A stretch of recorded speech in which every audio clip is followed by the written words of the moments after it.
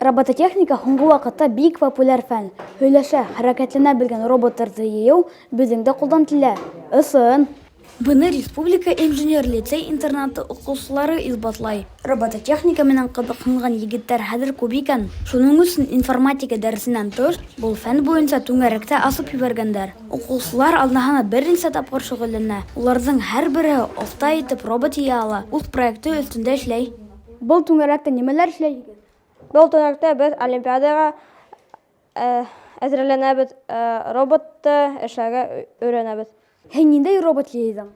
Роботның исеме Айкар.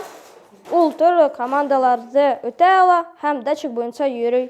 Тагын ниндәй роботты эшләргә теләрсең? Мин мини-сор роботты эшләйм. Улар бер-берсе белән көрәшә алалар.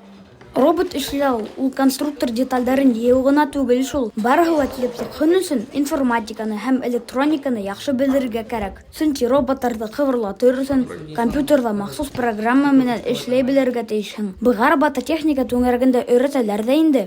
Егетләр безне үз проектлары менән таныштырдылар. Проектларның ниндәй генә юк. Роботың турында һөйләп.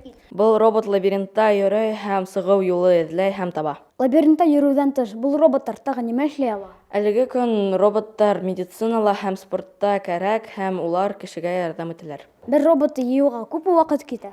Роботтар төрле була, кайһыһы бер ай йыела, кайһыһы 2 көн. Мин был роботты 5 көн йыям. Робототехника фәненнән махсус олимпиадалы бар икән. Был түңәрәккә йөргән һәр укучы унда үзен һынап карарга теләй. Имтиханнарга ла әзерләнәләр, укулда ла һынаплайлар. Афариндар. Бүгенге көндә роботларның, гаджетларның ниндәй генә юк. Уларны дөрес итеп ия гына бел. Рөстәм Ягъматов, Исмәгыйль Кудакаев, Тау-тау хәбәр өчен.